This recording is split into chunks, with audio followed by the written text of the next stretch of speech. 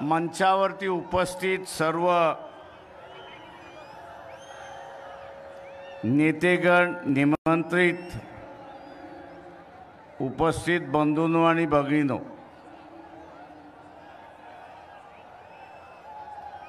वेळेचा अभाव आहे याची मला कल्पना आहे।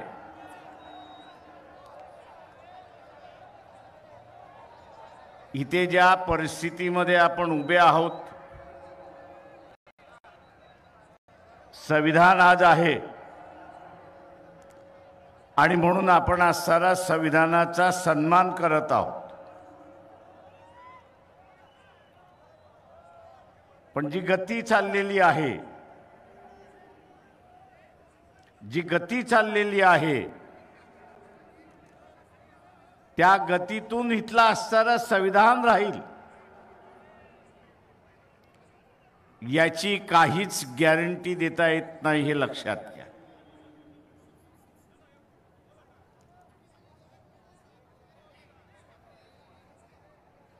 इथली काहीच गॅरंटी देता येत नाही।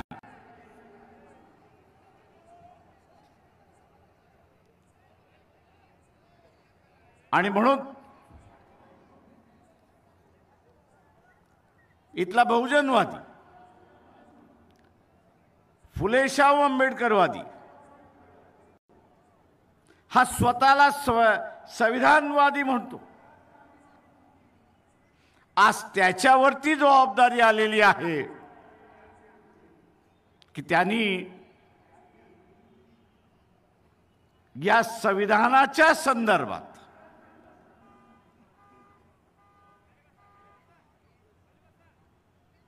जी काय भूमिका या ठिकाणी बीजेपी आरएसएस मांडते ती सर्वसामान्य माणसांपर्यंत घेऊन जाणं आणि काळाने टाकलेली जबाबदारी ही आपण ओळखली पाहिजे की आज विरोधी पक्ष शिल्लकच राहिलेला नाही। कदाचित विरोधी पक्ष शिल्लक राहिला असता तर त्यांनी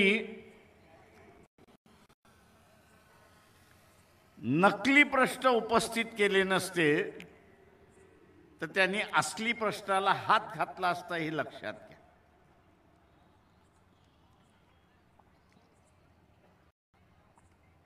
तो डोनाल्ड ट्रम्प तिकडनं ओरडतोय की पाकिस्तानने 7 विमानं पाडली आणि इथला विरोधी पक्ष आणि राजकीय पक्ष मोदीला विचारायला तयार नाहीत की बा एक तर त्याला तरी उत्तर दे, नाही तर काय घडलं ते आम्हाला तरी सांग, पब्लिक करू नको।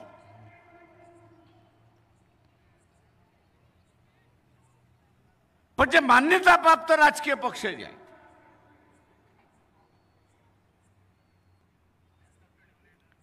त्यांची तरी बैठक घेऊन सांग।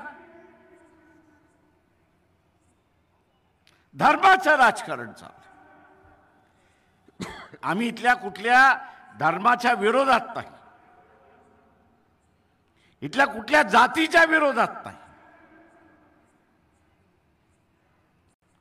पण जग हे अजूनही हिटलरशाहीला विरोध करतोय, हे आपण असताना लक्षात घेतलं। माझं मोहन भागवत यांना असताना विचारली, तुम्ही इटलीचे असताना मुस्लिम,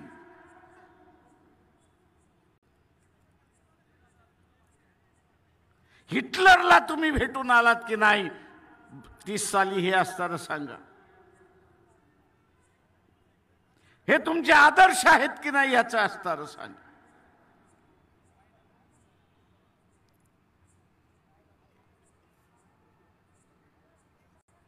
आणि एका काळी आणि आजही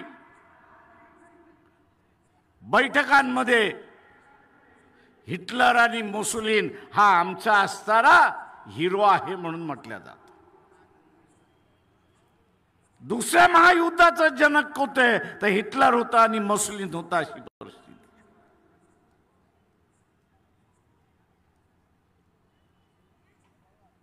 मोदी जो असणारा जगभर फिरतोय,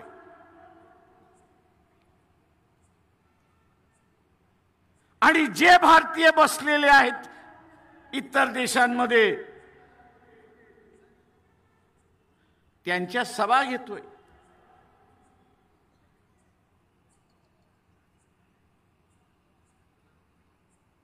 आपण पाहिलं असेल की अमेरिकेने सांगितलं आम्ही असणारा H1B1 विजा हा रद्द करतो आहोत. का? तर आम्हाला असणारा आमची लोकसंख्या प्रोटेक्ट करायची आहे, तिला सुरक्षित करायची आहे. कशापासून सुरक्षित करायची आहे? बाहेरचा आलेला माणूस काही वर्षानंतर या देशाचा नागरिक होईल, आणि काही देशाचा नागरिक झाला तर उद्याची इथली सत्ता जर त्याच्या ताब्यात घेतली तर हा इमिग्रंट जो आहे, बाहेरचा आलेला माणूस जो आहे, तो या देशावरती राज्य करेल आणि आमच्या लोकांना गुलाम करेल अशी असणारी परिस्थिती. मोदीने फक्त भारतालाच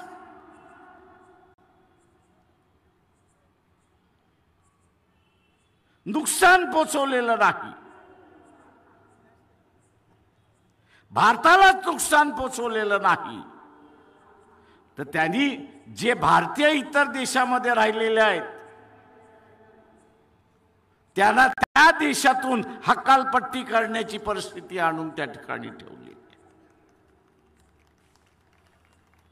उद्या त्यांची हकालपट्टी झाली तर इथे आल्याशिवाय राहणार नाहीत, आणि तुम्ही आम्ही सगळेजण मग त्यांना पोसायचं कसं याची चिंता आपल्याला त्या ठिकाणी राहणार. जगभर मोदी फिरला,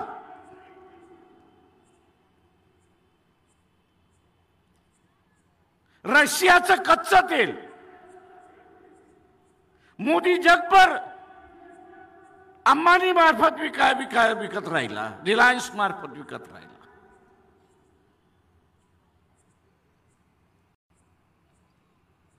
पण जे काय 12 दिवसाचं युद्ध भारताचं झालं, 4 दिवसाचं युद्ध झालं असं म्हणा पाकिस्तान बरोबर, एक देश तरी तुमच्या बरोबर उभा राहिला का? इथल्या मनुवादी हिंदुत्वानं विचारतो, एक देश तुमच्या बरोबर उभा राहिला का? याचा असणारा खुलासा करा. आज एकही नाही. का नाही? तर या देशाला आता खतरा म्हणून समजल्या जातं, हे लक्षात घ्या.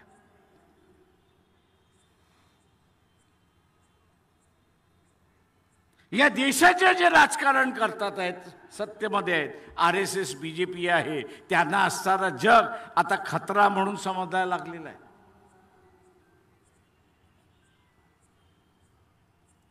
खतरा म्हणून त्या ठिकाणी समजायला लागलेले आहेत, आणि म्हणून एकही देश मित्रत्व करायला तयार नाही अशी परिस्थिती आहे.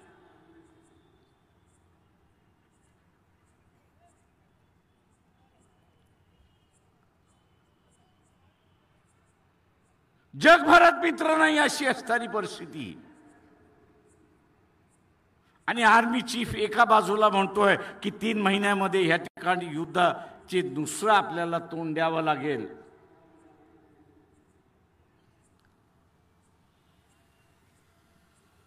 पाकिस्तानला आज मदत कोण करते? अमेरिका करते, इंग्लंड करते, फ्रान्स करते, जर्मनी करते, चायना करते, आणि रशिया सुद्धा करते अशी असणारी परिस्थिती.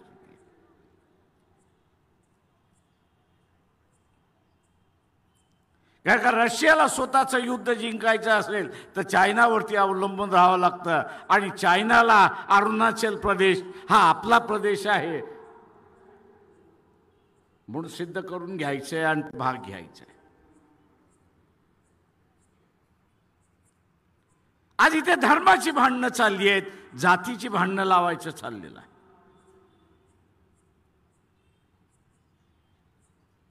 इथला मीडिया जो आहे तू ह्याची चर्चाच करायला तयार नाही,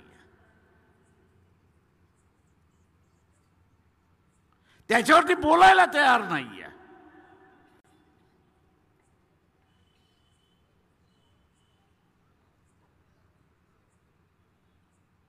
आणि दुसऱ्या बाजूला आपण असं बघितलं तर या देशातले राजकीय पक्ष संपवण्याचा भाग चाललेला आहे.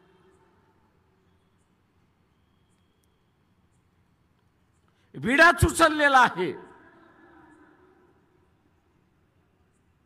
खरीद फरोश करो. माझं रिझर्व्ह बँकेला असं आव्हान आहे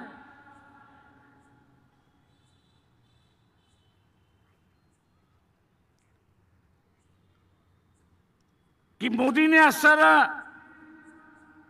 नोटा बदलण्याचा कार्यक्रम केला. त्यावेळेस सांगण्यात आलं की 16 लाख कोटी अशा काहीतरी नोटा होत्या आणि रिझर्व्ह बँक स्वतःच सांगते की आम्ही असताना फक्त 15 लाख अमुक अमुक कोटी नोटा पुन्हा छापल्या. अरे हे त्या 1 कोटीचा असताना 1 लाख कोटीचा असणारा जो फरक आहे नोटांचा तो गेला कुठे?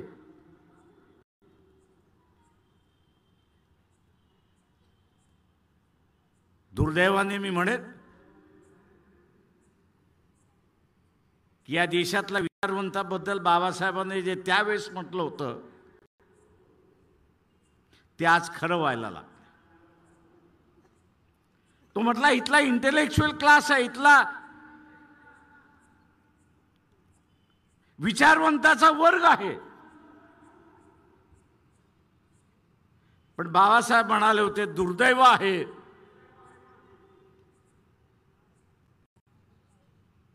की ऑनेस्टी जी आहे, प्रामाणिकता जी आहे ती मिसिंग आहे, ती नाहीच आहे.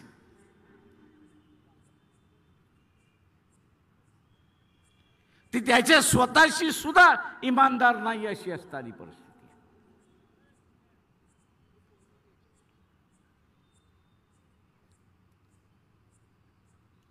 आणि म्हणून जोपर्यंत हे संविधान आहे तोपर्यंत आपण सारा देश म्हणून जिवंत आहोत हे असताना लक्षात घ्या.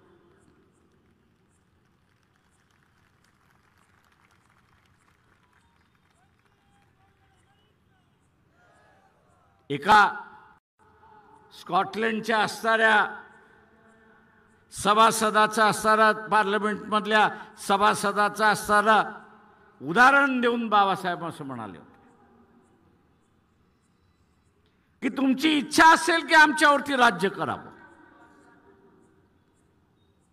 त्याचं भाषण बाबासाहेबांनी तिथे असणारं मांडलं होतं आणि त्यांनी असं मांडलं की तुमची इच्छा असेल की आमच्यावरती राज्य करावं, पण आमची इच्छा आहे की आम्ही स्वतंत्र राहायला पाहिजे. त्याचं काय?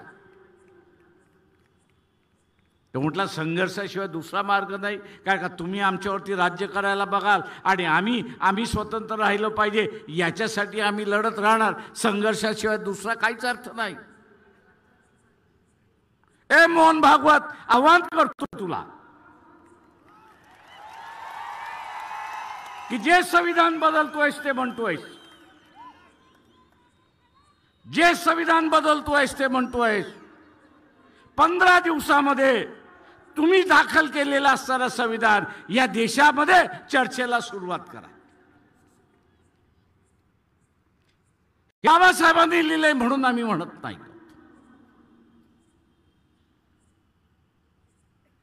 तुम्ही लिहिलेलं संविधान याच्यापेक्षा चांगलं असेल तर त्याची चर्चा होऊ द्या. आम्ही फक्त असणारं संविधान बदलणार एवढंच फक्त बोलायचं आणि इथलं वातावरण तापवायचं.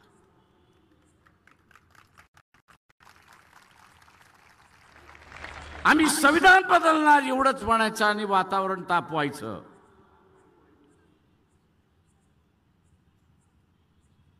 इथल्या सगळ्या ज्यांना या देशाचं असणारं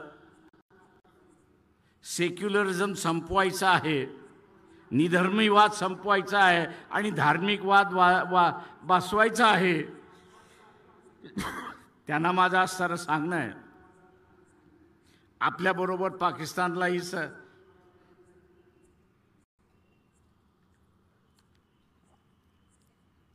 आपल्याबरोबर पाकिस्तानलाही स्वातंत्र्य मिळालं. ईस्ट पाकिस्तान, वेस्ट पाकिस्तान 80% दोन्ही भागातली जनता ही मुस्लिम धर्माचे होते. धर्म हा त्यांचा आधार होता. पण 71 मध्ये 70-71 मध्ये वेस्ट पाकिस्तानने ईस्ट पाकिस्तानवरती अत्याचार केले. त्यांची असणारी लोकशाहीतली मेजॉरिटी त्यांनी असणाऱ्या स्वीकारली नाही. युद्ध झालं. नवीन बांगलादेश निर्माण झाला. नवीन बांगलादेश या ठिकाणी निर्माण झाला. ताजं उदाहरण आपल्याकडे आहे की धर्माच्या आधारित राष्ट्र हे कधी टिकत नाही. धर्माच्या आधारे राष्ट्र कधी टिकत नाही.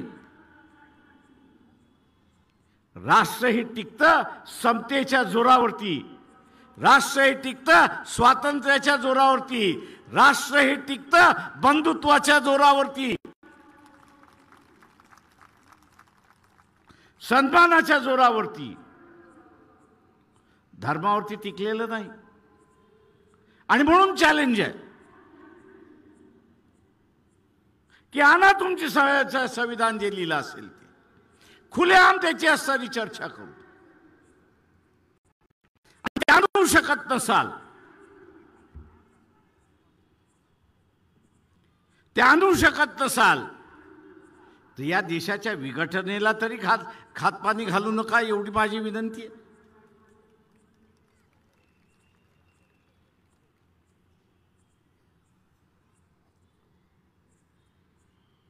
वैचारिक भांडण हे वैचारिक भांडण राहील. आज वैचारिक भांडणाचं युद्धामध्ये दिसतंय. दोनदा युद्ध थांबवली मी.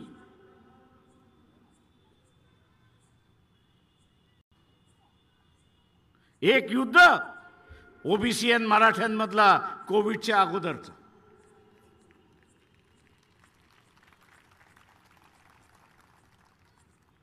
ओबीसी आणि मराठ्यांमधलं कोविडच्या अगोदर. आणि आता पुन्हा असणारं भांडण, यात्रा काढली नसती तर पुन्हा असणारं दोघांनी एकमेकांची घरदारं जाळली असते आणि संसार उद्ध्वस्त झाला. नामांतरामध्ये घर उद्ध्वस्त झालेला मी स्वतः माझ्या डोळ्याने पाहिलेला आहे. तर ते उद्ध्वस्त संसार ज्यावेळेस होतात त्यावेळेस त्याच्या भावना काय असतात हे आपण लक्षात घेतलं. आणि हे उद्ध्वस्त करण्याचं धोरण कोणाचं आहे, दुसरा तिसरं कोणाचं नसून हे असणारं RSS BJPचं हे आपण लक्षात घ्या.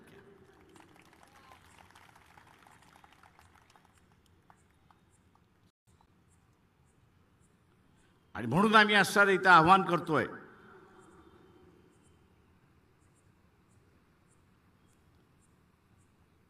आणि म्हणून इथलं असणारं आव्हान आहे की या देशावरचं जे संकट आहे, या देशाला जे असणारं एकही मित्र नाही, त्याचं कारण हेकेखोरपणा आहे हे लक्षात घ्या. आणि हा एकेखोरपणा कोणाचा, तर या देशाच्या पंतप्रधानाचा नरेंद्र मोदी. मी विश्वगुरु, जगतगुरु, आणि अमेरिकेकडे भीक माग आणि रशियाकडे भीक माग अशी असणारी परिस्थिती.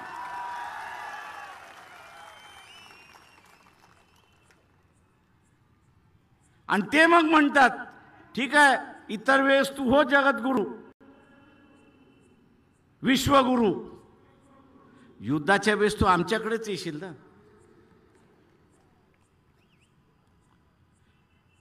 तेव्हा तुला हत्यारच आम्ही देत नाही, मग काय होणार आहे.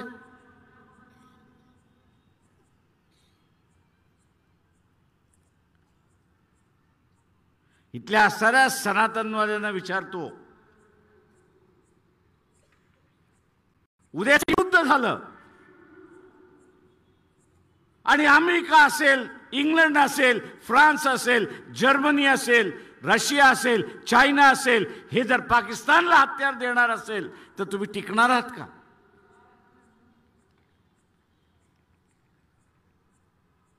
आणि टिकणार नसाल तर होणार काही आहे.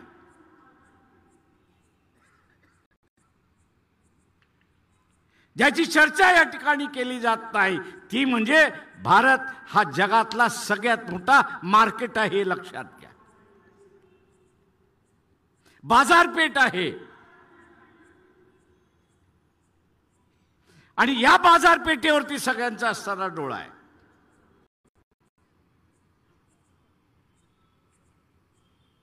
अगोदरच्या सरकारने थोडं थोडं थोडं थोडं सगळ्यांना असताना दरवाजे उघडेट केले आणि आपले संबंध जपले.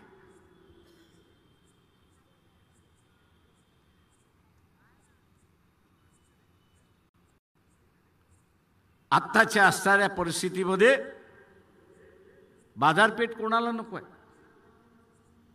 स्वतःवरूनच ठरवा. एखादी सोन्याची पेटी तुम्हाला पळवता आली तर तुम्ही पळवणार की न पळवणार हे सांगा. पळवणार की न पळवणार? मग जी तुमची वृत्ती आहे ती जगातल्या माणसाची झाली तर काय हरकत आहे? बाजारपेठ मिळवण्यासाठी काही करायला त्या ठिकाणी तयार होतील, हे लक्षात घ्या. काही जण दाऊद इब्राहिमचे साथीदार झालेले आहेत. काही जण तिहार जेलचे साथी झालेले आहेत. काही जण कोर्टाचे साथी झालेले आहेत. आणि मोदी ह्या सगळ्यांना त्या कठपुतलीच्या बावल्यासारखं नाचवतोय, अशी असणारी परिस्थिती आहे.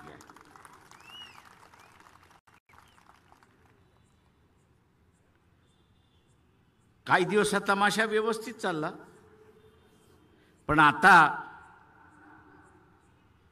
भारतीयाने शांतपणा जर स्वीकारला नाही, इथल्या असणाऱ्या विचारवंताने आपला आवाज बुलंद केला नाही. खाजगीमध्ये अनेक जण मला अनेक गोष्टी सांगत असतात आणि मी त्यांना म्हणत असतो, राजे हो, माझ्याशी बोलताय तसं पब्लिकशी बोला.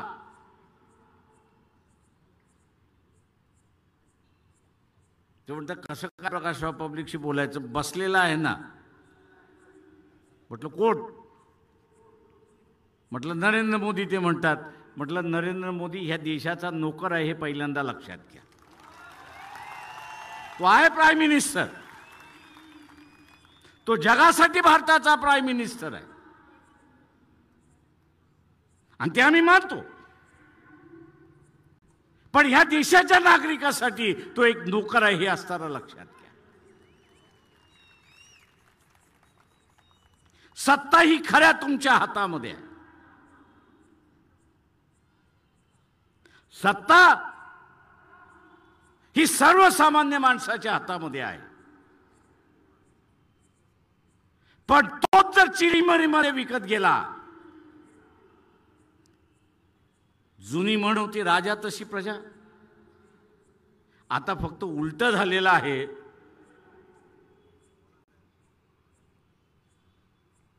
की प्रजा तशी राजा. आता ही म्हण उलटी झालेली आहे. प्रजा तशी राजा. प्रजा जर बेईमान असेल तर राज्यकर्ता कुठला असणार? इमानदारीत राहणार आहे.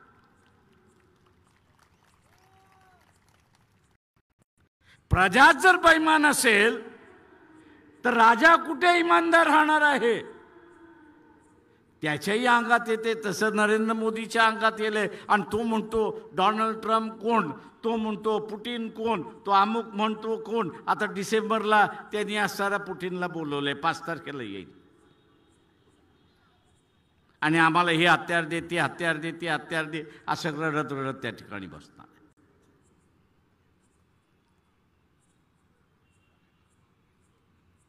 आत्ताचा असणारा हा जो काळ आहे, आपण आपल्या प्रश्नावरती तर लढतो. आरक्षणाचं असेल त्याच्यावरती लढतो, अभिमानाचा आहे त्याच्यावरती लढतो, बेरोजगारी आहे त्याच्या विरोधात लढतो. पण त्याच्याचबरोबर जे प्रश्न नव्हते ते मोदींनी आता निर्माण केले हे लक्षात घ्या.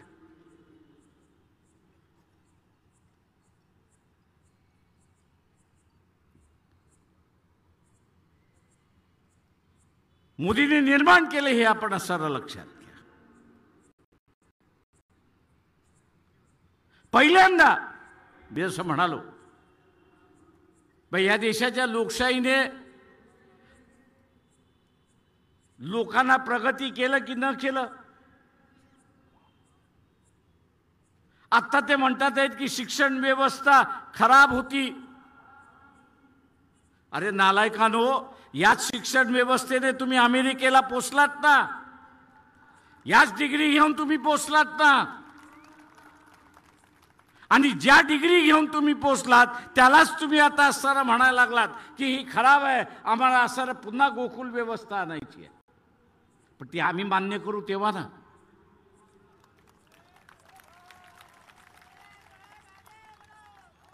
जुन्या गोकुळाची तुम्ही जर व्यवस्था केली ते इथले 70% लोक ही शिक्षणच घेऊ शकत नाही अशी परिस्थिती आहे.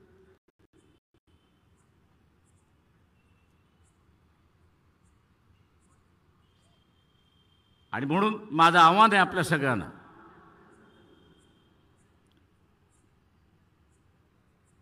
की या देशातली विरोधी पक्षाची भूमिका, या देशातली विरोधी पक्षाची भूमिका ही आता वंचित बहुजन आघाडीच्या खांद्यावरती आलेली आहे. पण मी म्हणालो तसं खांद्यावरती आलेली आहे, वंचित बहुजन आघाडीच्या मतदारावरती आलेली आहे.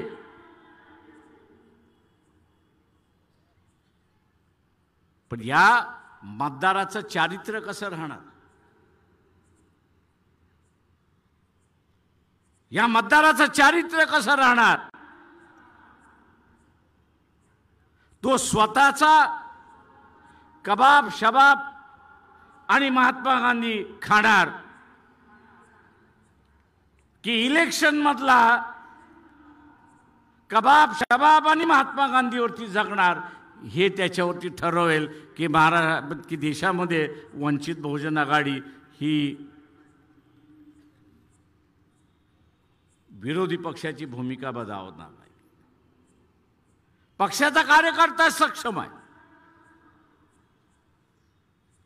पक्षाचा कार्यकर्ता सक्षम आहे, पण पक्षाचा मतदार हा सुद्धा सक्षम असला पाहिजे. हे पहिल्यांदा आपण सरळ लक्षात घ्या.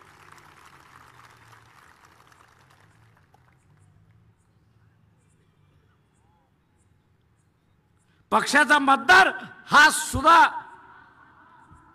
सक्षम असला पाहिजे. आणि ज्यावेळेस पक्षाचा मतदार सक्षम असेल त्यावेळेस या देशातले विरोधी पक्षाची भूमिका ही आपण निभावू शकतो आणि निभावू शकतो, हे आपण लक्षात घ्या.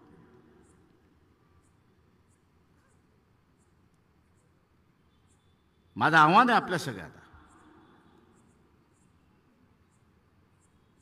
काश्मीरमध्ये ब्लास्ट झाला, चुकीचं झालं. ज्यांनी कोणी केले त्याला असताना सजा झाली पाहिजे. ज्यांनी कोणी केले त्याला असताना सजा झाली पाहिजे. पण त्याच्यामुळे असताना सगळे काश्मीरी टेररिस्ट आहे असं जे संबोधनाला लागलेलं आहे सरकार, हे चुकीचं आहे. मी असताना विचारतोय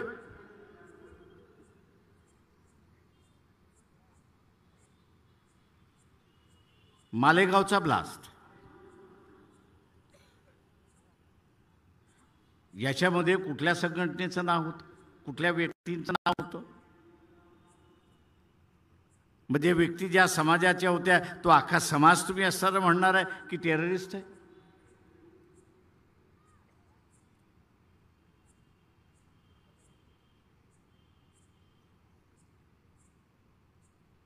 हे जे मार्किंग केलं जाते ब्रँडिंग केलं जातंय, हे देशाच्या एकतेला सगळ्यात मोठा धोका आहे, हे लक्षात घ्या. राष्ट्रीय पक्ष संपले, एकच राहिलेले आहे भारतीय जनता पक्ष. उरलेले सगळे प्रादेशिक पक्ष झालेले आहेत. उरलेले सगळे प्रादेशिक पक्ष झालेले आहेत. कदाचित उद्या येणाऱ्या काळामध्ये जे राष्ट्रीय पक्षांचं झालं ते या रिजनल पार्टीचं सुद्धा होईल. मग काय, खुलं मैदान, जे पाहिजे ते करा. जे समाजामधलं असणारं युद्ध, जातीमधलं असणारं युद्ध, धर्मामधलं असणारं युद्ध या देशाच्या वाटचालीवरती आहे, हे आपण लक्षात घ्या. आणि ही देण कोणाची आहे, तर ही देण RSS BJPची आहे, हे आपण सरळ लक्षात घ्या. आणि म्हणून जे संविधानवादी आहेत ते राष्ट्रवादी आहेत, हे आपण लक्षात घ्या. जे संविधानवादी आहेत ते राष्ट्रवादी आहेत. जे मनुवादी आहेत ते ह्या देशाचे विघटक आहेत, हे आपण लक्षात घेतलं पाहिजे. जे मनुवादी आहेत ते ह्या देशाचे विघटक आहेत. आणि म्हणून आपण बघत असाल की या देशाचं विघटन गेले 2500 वर्ष झालं. कधीतरी अशोक राजा आले, त्यांनी केलं. शिवाजी महाराज आला, त्यांनी केलं. दक्षिणेमधले असणारे चोला आले, त्यांनी काही केलं नाही. तर उरलेली सगळं यांनी यावं आणि त्यांनी टिळकी मारून जावं, अशीच परिस्थिती आहे. आणि मी इथल्या तमाम भारतीयांना असणारं आवाहन करतोय की या परिस्थितीतून बाहेर पडायचं असेल तर स्वतःशी असणारा खूनगाठ बांधा की माझं मत हे मी RSS BJP कुठल्याही पक्षाला देणार नाही. हे जर आपण असणारं ठरवलं तर आपण असणारं या ठिकाणी शांततेने राहू शकतो, नाही तर अशांतता या ठिकाणी पसरणार. आपण आपल्या प्रयत्नाने ज्यांना ह्या देशाचं विघटन करायचं आहे त्यांना यशस्वी होऊ देणार नाही, याची खूनगाठ आपण सगळ्यांनी या ठिकाणी बांधली पाहिजे. ही खूनगाठ आपण बांधली पाहिजे.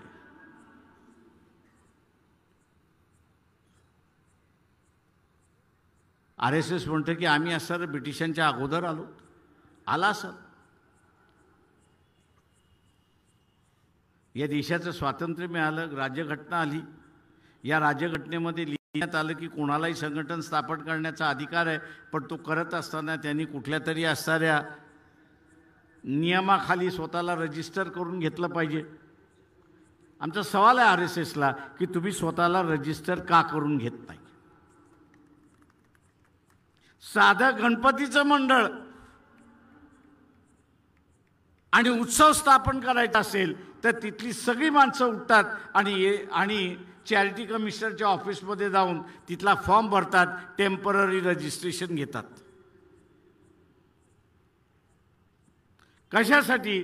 तर सरकारने सांगितले की इथं असणारा उत्सव साजरा करायचा असेल तर तुम्हाला असणारं चॅरिटी कमिशनर रजिस्टर झालं पाहिजे, जमा वजा खर्च तुम्ही त्यांना दिला पाहिजे.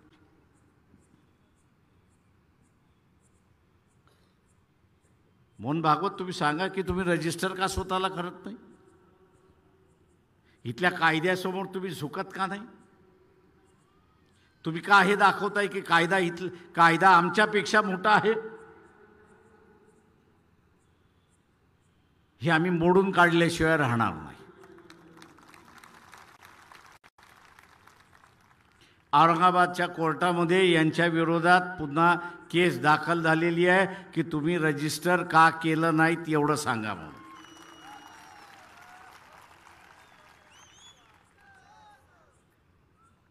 तुम्ही रजिस्टर करून घ्या, आमचं भांडण मिटलं. तुम्ही रजिस्टर केलं नाही तोपर्यंत आम्ही तुमच्याशी भांडणार आहोत. आणि मग टोकाचं भांडण करावं लागलं तरी आम्ही ते टोकाचं भांडण त्या ठिकाणी करत.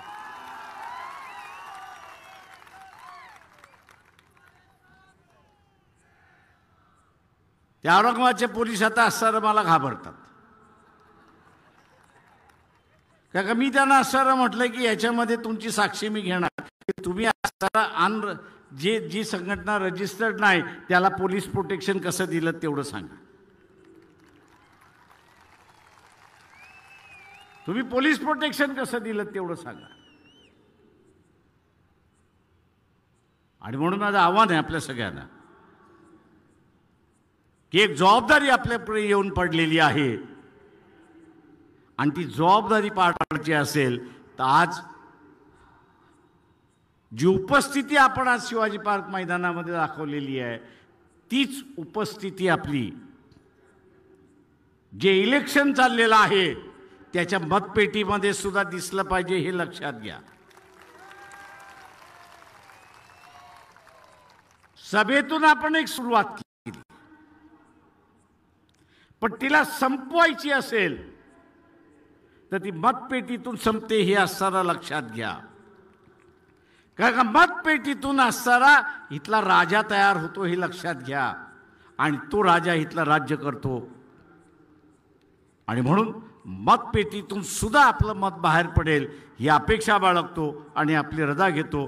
जय भीम, जय भारत.